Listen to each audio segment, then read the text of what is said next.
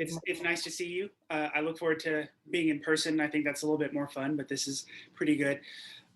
So like Jaku said, this is the third in a series of talks. I've actually been talking about the closing chant that we do after Dharma talks. And so just to remind everybody, that closing chant is, may our intention equally extend to every being in place with the true merit of Buddha's way. Beings are numberless, I vow to save them. Delusions are inexhaustible, I vow to end them.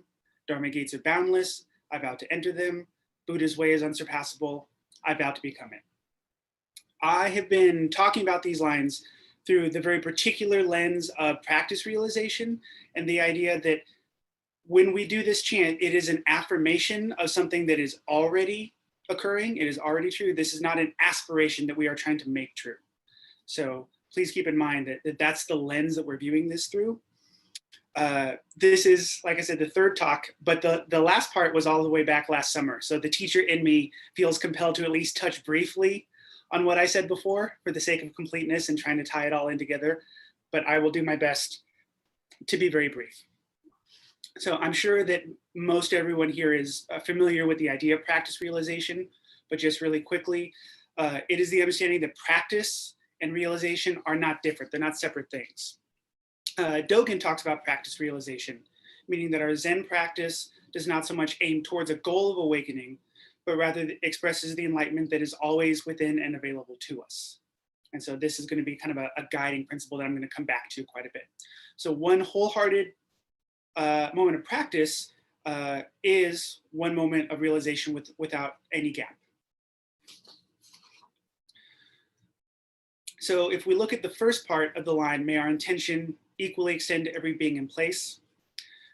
Because everything is empty of inherent existence, interpenetrating, interconnected, your practice is the practice of the entire universe.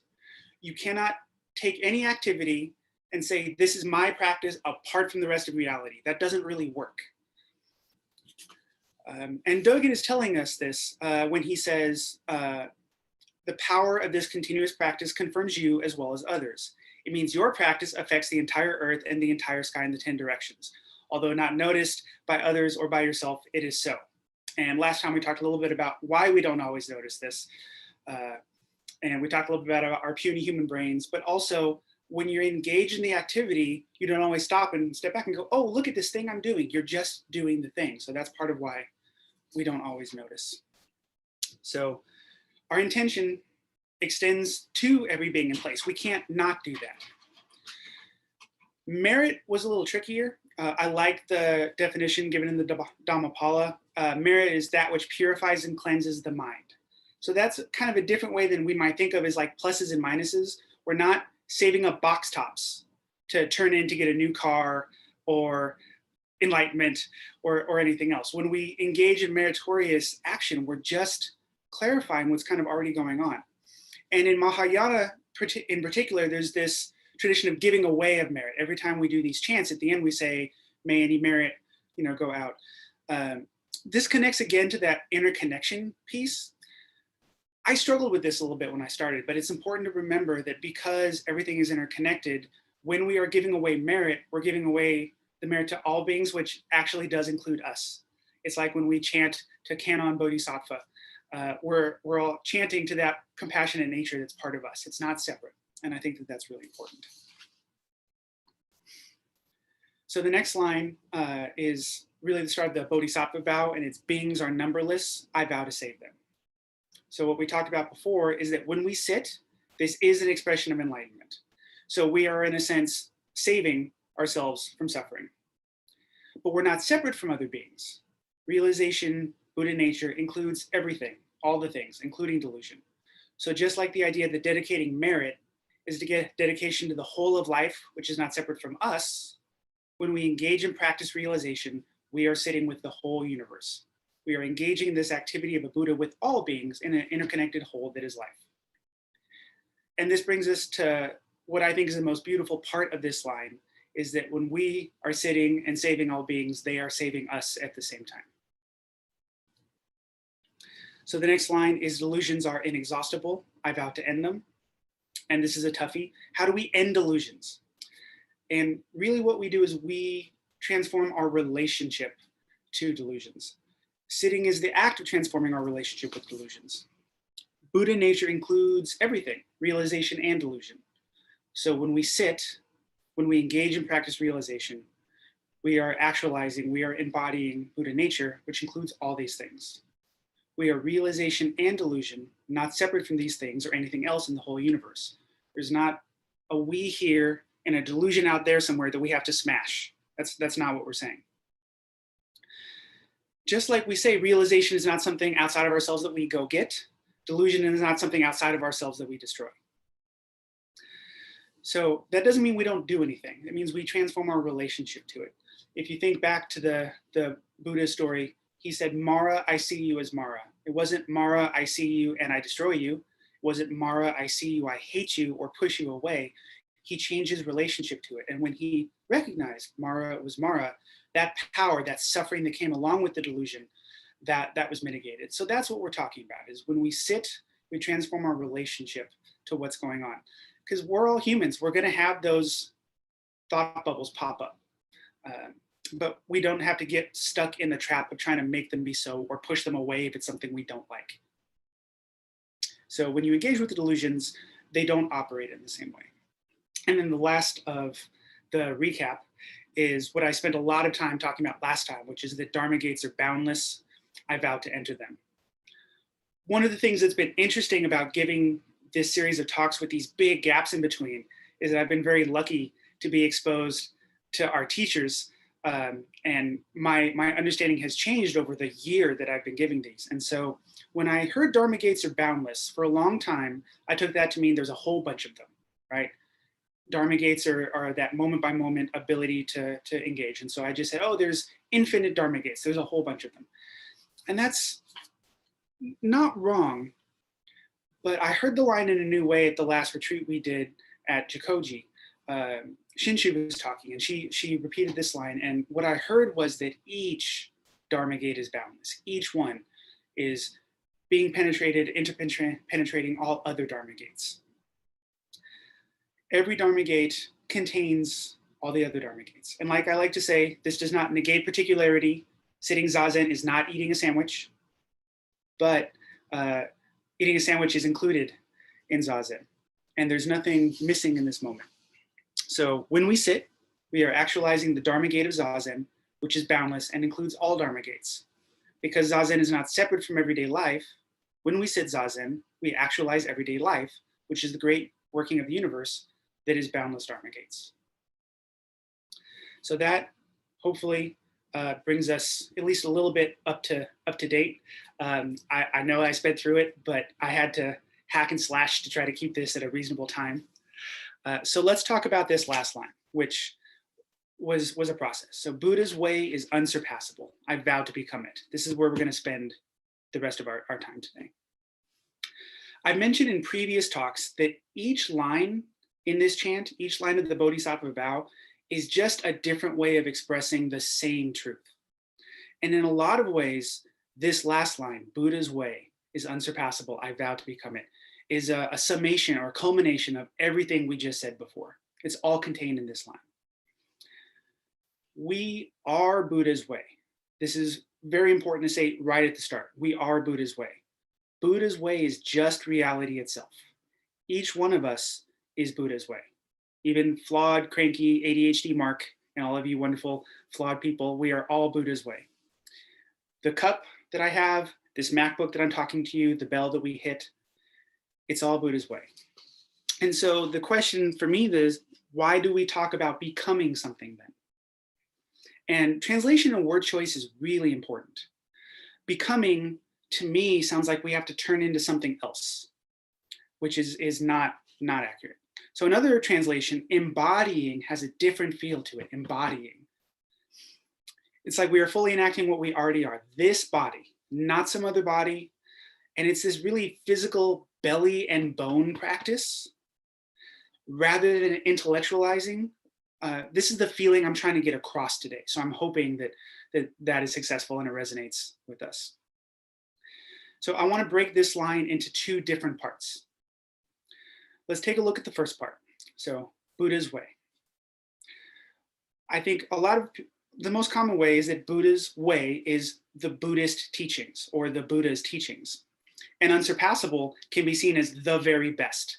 And there is historical precedent for that. If you look in some of the early sutras, there's stories of the Buddha or some of his disciples going into villages in India and debating with the Brahmins and totally winning, and then everybody thinks Buddhism is awesome. I've never found a Buddhist sutra that says, and the Brahmins kind of got the better of them. I've never seen that.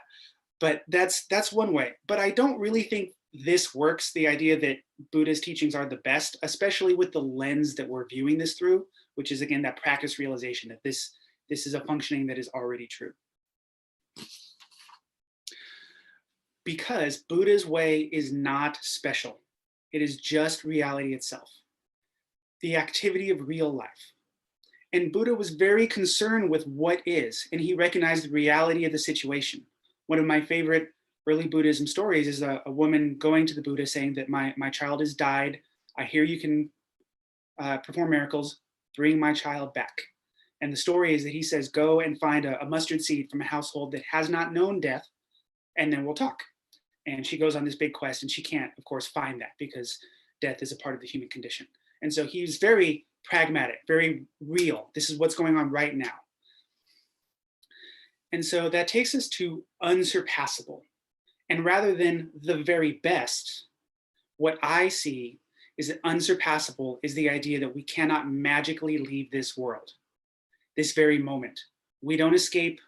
We don't transform into some magical being or to some other magical place. We cannot surpass this reality as just this right here. We can only recognize and actualize the reality of this moment.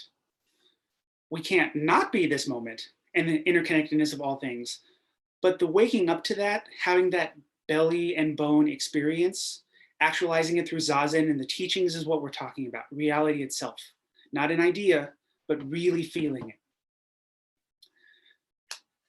One of the alternate translations, because word choice is so important, I want to talk about, comes to us from Robert Aitken Roshi. Very famous Zen teacher. He's been gone for a few years. He wrote an article in the early 90s talking about his group's attempts to translate this chant into English in a way that was faithful, but also captured the spirit of the practice as they saw it. So the whole chant, Butsu Do Mujo Seiganjo, is the Sino-Japanese chant done in Zen temples. And Aitken gave us a literal translation. And so the very word for word literal translation is Buddha way no top pledge vow become. That's how they did a very literal translation, which is maybe not so helpful to us, but he explained it and that was more helpful. So since we are breaking these lines apart, let's start with just those first two words. So Butsu Do. Butsu is Buddha, easy enough. Do is actually the Japanese equivalent of Tao, like Taoism Tao. And Tao literally means the way, but it's one of those words that has layers of meaning, just like when we talk about sunyata or dukkha. So Tao does mean way, but it also means the absolute principle underlying the universe. And when I read that and I thought the Buddha's absolute principle underlying the universe, the feeling, the reaction I had to this part of the chant completely shifted. So if we listen to the underlying principle of the universe is unsurpassable, I vow to embody it. Actually, I'm going to invite you to sit with that for a minute. Just take a few seconds. The underlying principle of the universe is unsurpassable. I vow to embody it.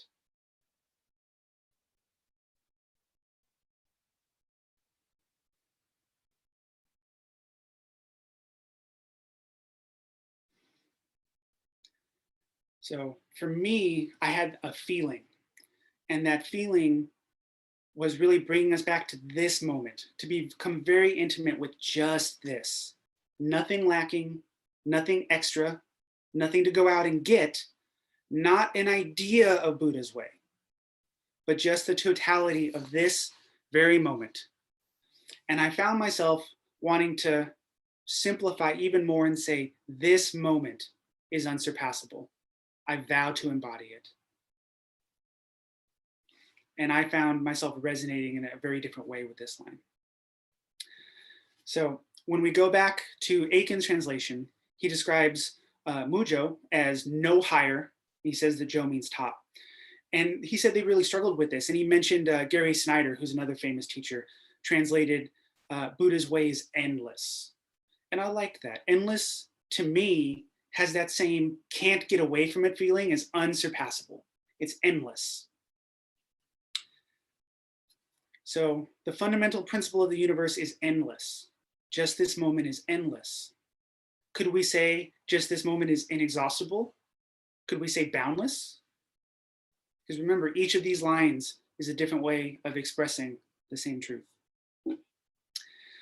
Aiken says that the group had a hard time with Jo, and after some discussion, he says, we settled on embody and we added fully to give the vows a feeling of completion, a feeling of completion. And this reminded me of something that Jaku said in her talk when she was talking about Sojin Roshi. She quoted Suzuki Roshi as saying, enlightenment was following one thing through to the very end. And I was really struck by that. But this is not linear time end. This is all the way down end, penetrating this moment all the way down to the very bottom with no end. This whole thing, the Bodhisattva vow, is not about, I'll do this thing for a while until it's done and then I'll stop. It's meeting this moment, boundless, inexhaustible, unsurpassable, immeasurable. It's about meeting this moment completely, or as Aiken Roshi said, fully. So that brings us to the second half of that line, which is how. How do we embody this? How do we enact this? And this brings us back to practice realization. Dogen is very clear that this is not a passive or theoretical practice. I was actually thinking about the opening chant. You know, we say that it's very rare to meet the Dharma, is what the opening chant says. But it's not that Dharmas are rare. It's not that perfect Dharmas only come around every once in a while. Because if you're looking for a perfect expression of the Dharma for me, we're all out of luck. But it's true that everything is resonating, reverberating with the Dharma, like the bell, right? You hit the bell and it rings. Everything is reverberating the Dharma. But how often do we meet that? In the meeting, that is the active, the dynamic. We have to meet it. This is not passive. This is not theoretical. And so Dogen says, although this inconceivable truth is abundant in each person, it is not actualized without practice and is not experienced without realization. This is the activity part. This is practice. And like Dogen says, it's inconceivable. Inconceivable. The definition of inconceivable is not capable of being imagined or grasped mentally. And that's exactly what's going on. So, like I said, we talked last time about why we don't notice continuous practice, confirming all the things. And like I said, we have puny human brains. So the example I gave last time was that I had had breakfast and it was a granola bar. And if I tried to think of all the people and all the beings and all the effort and all the wind and all the rain for the plants to grow, my puny human brain, it can't really do that. It gets theoretical very fast. So it can be hard to see that. You kind of have to experience it. It's kind of like describing an exotic fruit to somebody who's never tasted it. You could approximate and say, well, have you tried an apple? Well, it's kind of like an apple, but not. Or have you tried a pear? It's kind of like that. But until they bite into that and they feel the texture and the explosion of taste and the juices on their tongue, it's not going to be a real thing to them. I was actually thinking about when I was younger, I was at a friend's house and I had a rough childhood. It was not easy. And so I knew like there was gravity and sun in the air, that everybody hated their family and went to Christmas dinner because that was the duty and that's what you were supposed to do, and everybody was faking it. I knew it on a level so fundamental, I didn't even articulate it to myself. And then I heard my friend's family talking about how excited they were to go to this family reunion. And it completely shook me because this whole other experience that they were having was so inconceivable that I didn't even know I had these notions. It was remarkable. And until I ran smack into that, it wasn't real. It wasn't even something I could have thought of as real. And I think this is what we're talking about. You cannot conceive of this and just have an idea. We can think about it and we can talk about it. We have to. But the practice realization, the meeting of the Dharma, that's kind of what we're talking about. So if we think about this in terms of practice, we can say that Zazen and ethical teachings are how we make this come alive for us. Because this is what we're talking about. How does this come alive for us? And this brings us right back to practice realization. We embody the way by practicing the way. We talked before about the act of sitting. We are engaging in the enlightened moment that is always available to us. This is true of the ethical teachings as well. You know, we know the precepts: do not kill, do not steal, do not misuse sexuality, do not lie, do not cloud the mind, do not speak of others' errors and faults, don't elevate the self, don't be withholding, don't harbor ill will, do not defile the three treasures. When we engage in these ethical teachings, we are enacting the Buddha way. And it's important to remember that the precepts are not a set of commandments, but they are an expression of an enlightened response. So just like a moment of Zazen is an expression of the enlightenment that is always available to us, one moment of enacting the precepts is a moment of enacting enlightened response. So just like we do not sit Zazen to turn into a Buddha, we do not engage with the precepts to turn into a Buddha. We are engaging with the enlightened nature that is always available to us. And this is so important. Experiencing this in a live way, not in a theoretical mental construct kind of a way, is feeling that reality in our body and our hearts. So to wrap this up a little bit, may our intention equally extend to every being in place with the true merit of Buddha's way. Because we are not separate from any aspect of the universe, our intention can't help but extend to every being in place. Beings are numberless, I vow to save them.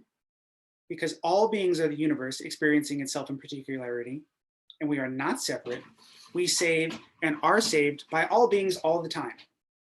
Our practice is the practice of the universe, and we awaken with all beings. Delusions are inexhaustible, I vow to end them. We sit and recognize Mara as Mara. Delusions are not something outside of ourselves that we end or destroy, but we sit, we engage with compassion, and we are not trapped into trying to make our delusions more than they are and then increase our suffering. Dharma gates are boundless, I vow to enter them. Each Dharma gate is boundless. So one Dharma gate includes all Dharma gates. And then the book of today, Buddha's way is unsurpassable, I vow to become it. Buddha's way is the reality that the Bodhisattva vow is describing. We engage in the practice through Zazen and ethical teachings. One moment of practice is one moment of practice realization, which is one moment of actualizing and experiencing the fundamental principle of Buddha's way. So moving forward, let's all try to remember that the practice is the transformation. The only way we get to experience this, to have it be really real for us, is to engage. But we are not turning into something else. We are not gaining something we don't already have. We already are the Buddha's way. And when I think of the Bodhisattva vow in that way, I find this incredibly optimistic. Thank you.